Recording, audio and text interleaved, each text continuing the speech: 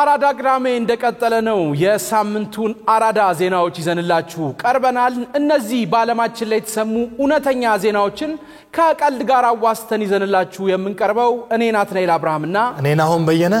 ወደ ዜናዎቹ እናልፋለን ለ20 ዓመታት በስራ ገበታቸው ላይ ያልተገኙት ጣሊያናዊት መምህርት በመጨረሻም ተባረዋል አልተገኙም 20 ዓመት ሙሉ 20 ዓመት እና እንግዲህ የ51 ዓመቷ የታሪክና ፍልስፍና መምህርት በ4 ዓመታት ውስጥ ክፍል ውስጥ የተገኙት ከ4 ዓመት አይበልጥም ተብሏል ታሪክ ሆኗል ሳቸው ራሱ እንግዲህ መምህርቷ የመስቀሎፍ ነው የሆኑት እንግዲህ በራሳቸው ትምህርት ቤቱ የርቀት አርጋውት ነበር ትንሽ ነው ያዘንኩት ምን መሰለ መምህርቷ ጣሊያናዊት ናቸው ከዛ ደግሞ የታሪክ መምህር ናቸው ስለዚህ የእሳቸው ተማሪዎች በእርግጠኝነት አድዋን እንዳሸነፉ ነው የሚያውቁት አልተማሩም እና መምህርነት እንግዲህ ያው ትልቅ ሙያ ነው ግን አንዳንድ መምህራን አሉ በእኛም ሀገር እንደሷ ያው ክላስ የማይገቡ አስተማሪው ይቀጣዋል ፎርፏል እና ትምህርት ቤት ሄደ አስበው ራስን የማስተማር ጥበብ ነው የሚነግሩ መምህር የለም ይገባል መምህሩ ከመራፍ 1 እስከ መራፍ 7 አንብቡት ብሎ ይወጣል ያክል መጽሐፍ ምናምን እኮ ነው ከዛ ለፈተና ነው የሚያገኝ ተማሪዎቹን አያውቃቸው እንዴ ፈተና ሆነብን እና ተማሪዎቹን አያውቋቸው ጭራሽ እንግዲህ 20 ዓመታት ሙሉ ክላስ አልገቡም እኔ እንደውም የገረመኝ ትምህርት ቤቱ ግን ያውቃቸዋል የመምህርቷ ይሁንት ምን አይነት ኮርስ ነው 20 ዓመት ራሱ 20 ዓመት ሙሉ የሉም ነበር እንግዲህ እቺ መምህር በክፍል ውስጥም የሚታወቁት ያለ ምንም ዝግጅት በመግባትና እንደ ነገሩ አስተምረው ፈትነው ያሻቸውን ውጤት በመስጠት ድንገት ይገቡና የዚህ ታሪክ መነሻው ምንድነው ምናን ይሏል እሺ ከዛ ልትመልስ ስትል እኔም ማላቀው ዝም በል ልትመልስ ነው ጭራሽ እና እንግዲህ ጣሊያናዊቷ መምህር ሲንዚያ ፓውሊና ዲሌዮ በቬነስ አካባቢ የተማሩ ሁሉ በዝናቸው ያቋቸዋል መምህርቷ እንግዲህ ለተማሪዎቹ በሚያስተላልፉት የካበተ ዕውቀት አይደለም የሚታወቁት ብቅ ብለው ለረጅም ጊዜ በመጥፋት ታዲያ ቬነስ አካባቢ የተማሩትን ያልተማሩ ያቋቸዋል እና ብቅ ብለው ነው የሚጠፉት የታሪክና የፍልስፍና መምህር ስለሆኑ ነው እንደው እየተፈላሰፉ ሊሆኑ ይችላሉ ይብያሰብ ገብቷል እንዴት ማስተማር ይቻላል ማስተማር አካል ቦዲ ብቻ አይደለም ይላል ገብቷል ያነበቡትን ካወቁት ያወቁትን ይረዱታል ምናን ይሏል አቤት በቃ እሺ ብለህ ትረዳለህ አይም ቤት የምታዩ ተማሪዎች ልክ አይደለም እንደዛ አይነት እንግዲህ የታሪክ መምህርቷ ከ100 በላይ ዶሴዎችን ይዘው ጉዳዩን ወደ ፍርድ ቤት ወስደዋል ሳቸው ስለተባረርኩኝ ብለው ወስደዋል እና ከወሰዱ በኋላ ምንድነው ያሉት የሕክምና ጉዳይ የግል ጉዳይ እንደገና ደግሞ መደግፋቸው ቤተሰቦች ስላሉብኝ ነው ለመርዳት ነው 20 ዓመት ሙሉ ምን አይነት ሕክምና ነው እንዴ እኔ በጣም ይገርመኝ መሰለኝ ቤተሰቦቼን ለመርዳት ነው ስራም አልገባው ሰው እኮ ስራ ሰርቶ ነው ቤተሰቦች ይረዳው በምንድን ይረዱት እንዴ እና 100 በላይ ሰነዶችን በማስረጃነት ወስደው ነበር ፍርድ ቤቱ ይሄንን ካየ በኋላ የጣሊያን ጠቅላይ ፍርድ ቤት ትክክል ናቸው አለ እሳቸው መቼም ወይ ዘመድ ነው ያስተምራውታል ወይም አስተምራለሁ ብለው አስተማሩትም እና ወይ ዳኛውም እንደሳቸው ፍርድ ቤት የማይገኝ ነው የሚቀጣ ቤት ሆኖ ነው ልክ ናቸው እና ተስማማና ወደ ስራ ተመለሱ እኔ ግን አሁን እሳቸው ራሱ ኮንትል ሊሆኑ ነው ታሪክ ሆኖ ትምህርት ሊሰጥ ነው በሳቸው መጽሐፉ ሲካተት አይነት መምህርት ነበሩ ያን ማድረግ ይሆናል እና መምህርቷ ግን የሚገርም ከስራ ገበታቸው ተመልሰው ነበር የሚያሳዝነው ምንድነው የ20 ዓመት ልምዳቸው አለቀቃቸው ድጋሚ መቅረት ጀመሩ ማለት ፍርድ ቤቱም በኋላ ከፍርድ ቤቱ በኋላ እየተመላለሱ ቁጭ ይሉና እንዴ በየቀኑ እየሄድኩ ነው እንዴ እና ያው በሳቸው ከዛም በኋላ አለፉና አደጋ ገጠመኝ ወልጃለው በጣም ያስገረመኝ በ51 ዓመታቸው ልጄን ማጥባት አለብኝ ይያሉ ይቀሩ ነበር በጣም ሰበብ እየደረደሩ የውሃ ሽታ ሆኖ መጥፋታቸውን ቀጠሉ ይላል እናም እንግዲህ የጣሊያን ትምህርት ሚኒስተር በመጨረሻ እኚህ መምህርት በቤታቸው ሆኖ ቢያርፉ ይሻላል ብሎ ከስራ ገበታቸው እንዲታገዱ ተወስኗል አመቻቸላቸው እንደውም አሁን ነው ስራ የጀመሩት እየሰሩት አልነበረ ምኑን አገዳቸዋቸው አሁን ቤት ሲሄዱ እንደውም ሜቢ ስራ ይጀምራሉ በቃ ሚረብሸኝ ነገር የለም ልጄ ላጥባውና በዚህ ሰዓት እሺ ወደ ቀጣይ ዜና እናልፋለን ከ12 ዓመታት በፊት የዓለም አቀፍ ትኩረትን ስበው የነበሩት ታይላንዳውያኑ ጥንዶች መለያየታቸው ተነገረ ምንድን ነበር ያደረጉት እንግዲህ እነማን ናቸው ካለን ኢካቻይ ቲራናራት ስማቸው ትንሽ ከበድ ይላል እና ባለቤቱ ላክሳና በፈረንጆቹ 2013 ለረጅም ሰዓት በመሳሳም የዓለም ክብረ ወሰንን መስበር ችለው ነበር በመሳሳም ክብረ ወሰንን ሰበሩ ስሙ አለ የሚባለው ሰው በመሳሳም ክብረ ወሰን ሰበሩ አሁን ግን ልባቸው ተሰብሮ ተለያይተዋል እስከ ልቧ ሳማት መሰለኝ በጣም ነው ሳማት በጣም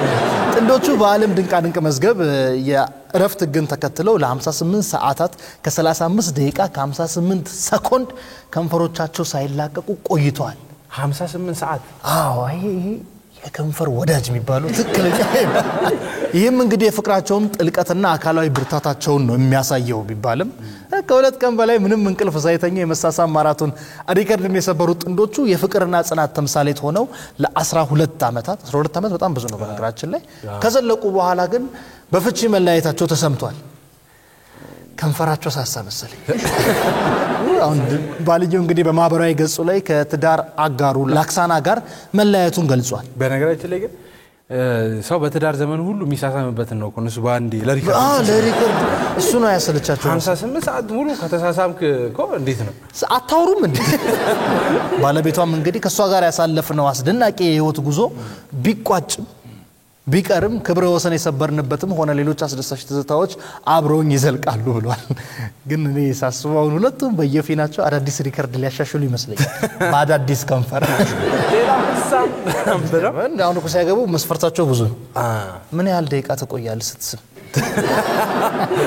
እንግዲህ የፍቅር ተምሳሌቶቹ የፍቺ ድግስ አዘጋጅተው በሰላማዊ መንገድ መለያየታቸውና ልጃቸውም ሲፈልግ ከአባቱ ጋር ሲፈልግ ከናቱ ጋር እንዲኖር በፍቅር ለማሳደግ መስማማታቸውን ገልጸዋል ግን ድግሱ ላይ ራሱ ሪከርድ የሰበሩ ይመስለኛል የመለያያ ብሎ ሸሚዛቸው ነው እንጂ ሌላ 58 ሰዓት ሚገርም ነገር እነዚህ ጥንዶች ያን በመሳሳም ለመጀመሪያ ጊዜ ዓለም ክብረ ወሰንን የሰበሩት በ2011 ነው እንደ አውሮፓውያን አቆጣጠር ከዛ ከሁለት ዓመት በኋላ 2013 ላይ ክብረ ወሰኑን አሻሻሉት ራሳቸው ማሻሻሉትና የዓለም ድንቃድንቅ መዝገብም ከ2013 ውድድር በኋላ ይህን ዘርፍ ሰርዞታል ያበዛችሁታል ባለፈውም መተው ሌላም ሰው ከሌለ በቃ እንደኛ የተለማመዱ እኮ ህይወታቸውን በሱ ሊመሩ ትክክል ስራ ያላችሁ ማለት እኮ ናይ በቃ ስራን ጀምር ይላል ተዋት እንግዲህ በመክንያትነት ያነሳውም ድርጅቱ የእንቅልፍ ማጣትን ጨምሮ ሌሎች የጤና ችግሮችን ያስከትላል በውድድር ውስጥ ያሉ ህጎችም በቅርብ ጊዜ ከወጡ የተሻሻሉ ህግ ድንጋጌዎች ጋር አይጣጣሙ ግን መሳም ያን ያህልም ደግሞ በሽታ አለው አለው እንቅልፍ ታጣል እና አይተኙም እነዚህ አይተኙ 58 ሰዓት የሳማት ነው የሚተኛው በጣም ከባድ ነው ታዲያ ሲያወራ ራሱ እኮ ያሞጠ ነው እንግዲህ ውድድሩ ከተቋረጠ በኋላም ቻው ለመባባል መሳሰማቸው ማይቀር ነው እነዚህ ታይላንዳውያን በምንም ነገር በምንም የሚሳሳሙ ሲጣሉም ነው እስቲ ወደ ቀጣይ ዜና ስናልፍ ልጆቼ ትኩረት አልሰጡኝም ያሉ ወላጅ ንብረታቸውን ለውሻቸው አወረሱ ምን እንዲያደርግ ያስቀናል አይደል እንግዲህ የሶስት ልጆች እናት የሆኑት ወላጅ ውሻቸውን የ$2.8 ሚሊዮን ወራሽ አርገውታል ደስ ሲሉ ሻነት ይላል ግራም ይገባው ይመስለኛል እንግዲህ አሁን በዚህ ሰዓት በእርግጠኝነት ይሄን ውሻ ብዙ ሰዎች እኔ አዶፕት ላድርግ እኔ ላሳድግ የሚሉት ይመስለኛል እሱ ያርገን እንጂ ናል እሱ አንተው ሰደድ እና እንደውም እኔ ያሰብኩ የነበረው የራስህን ውሻ ስታይ ያናዳል እኔ አሁን ሻይንሳይ ራስን አችልም እስቲ ውጣ እንደሌሎች ተፈተፈበል ውረስ ልጆቼን በጥሩ ስነ ምግባር አሳድጌ ለቁም ነገር አብቅቻለሁ የሚሉት እኚህ እናት ልጆቼ ግን በመላሹ እየጠየቁኝ እየተንከባከቡኝ አይደለም ብለዋል እኔ እንደውም የእናት ሆድ ስለሆነ ነው ያልኩት ማለት ያው ለቁም ነገር አብቅቻለሁ አሉ ግን ልጆቹ ቁም ነገር የላቸው አይጠይቋቸው እናትን ደሞ በዚህ ሰዓት ያው እንግዲህ ትንሽ አሽቃበጥኩ ነኝ ልክ ነኝ እኔ እንዲጠሩኝ እንዳይመስል ገንዘብ ፍለጋ እንዳይመስል ለውሻው እና እንግዲህ በዚህ ምክንያት ያለኝን ሀብት ሁሉንም አጠገቤ ለሚገኘው ውሻዬ አውርሻለሁ ነው ያሉት ግን ቆይ ቻይና አይደሉ እንዴት አልበሉትም እኔም ውሻው ምንድነው ያደረገው ብዬ ማሰብ ማለት ከጎን ከመሆን ባሻገር ምንድነው ያደረገው መቼም ጁስ ይዟል ሄደም አልጋላ ነጠፈ እና ከልጆች የበለጠ ነገር ያደረገው ነገር የለም እና ልጆቹ አሳዘኑ እንግዲህ በስነ ምግባር አድገው ዋናው ነገር ላይ ተሳሳቱ በጣም ውርስ ላይ ተስታላችሁ ምን አስበው ታውቃለህ እነሱ መቀመራቸው ነው ዘመድ የለም ከመቼም የትም አትሄድም ብለው ነው እንጂ ያኔ ስትቀምሩ ውሻውን ነበር እንግዲህ ውሻውን አስበው በዚህ ሰዓት እንግዲህ ሲያያቸው ምናምን ከኋላ የመጣ አይና ወጣ ይላቸው ጋጥናት ነው የሚለው ዘንድሮ ጋጥናት ሉካንዳ ቤት ነው የከፍተው ይሻ እንግዲህ ውሻና ድመቴ ግን ካጠገቤ ጠፍተው አያውቁም ብለው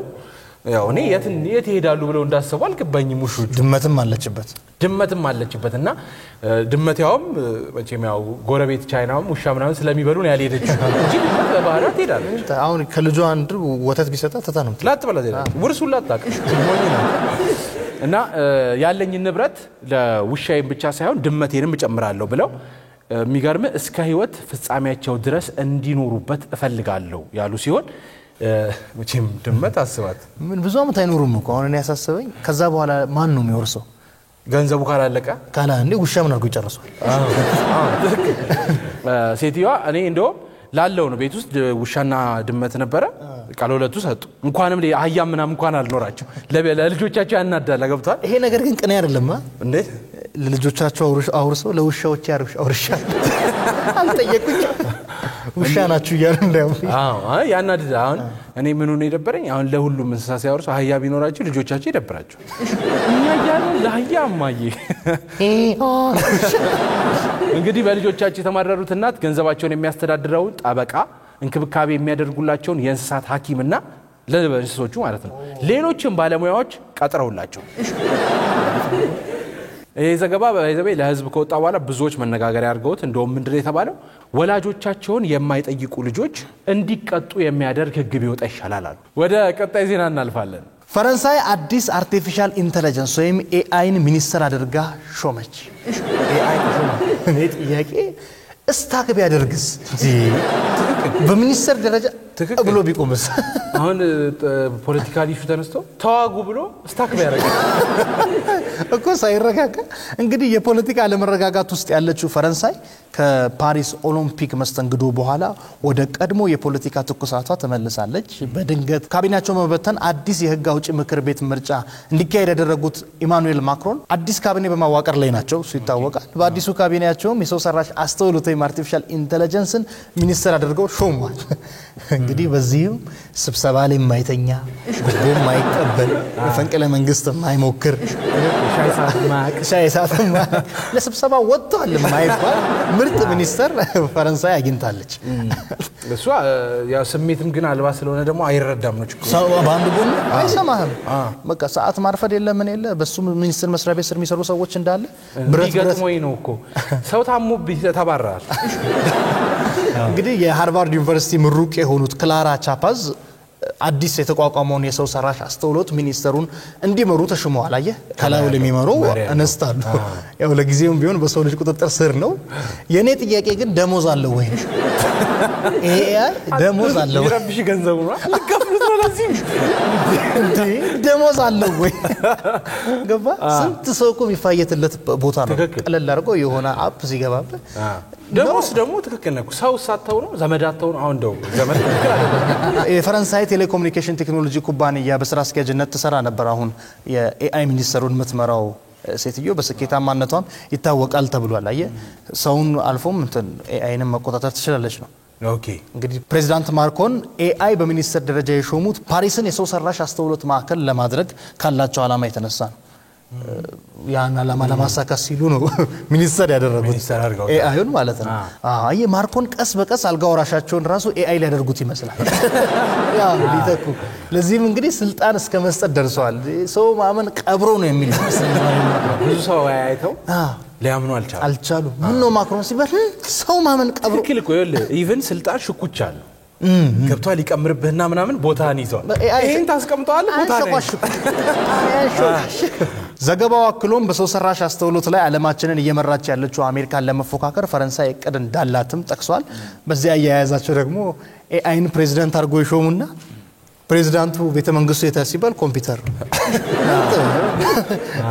ሰዓቱ ዜናዎችን ይመስሉ ነበር የሳምንቱ የአራዳ ቅዳሜ አራዳ ዜናዎች እነዚህ ነበሩ። ቀጣይ ሳምንት በሌሎች ዜናዎች እንገናኛለን። ፍቅርና ሰላም ለሀገራችን፣ ሳቅና ደስታ ለህዝባችን። አራዳ ቅዳሜ ይቀጥላል።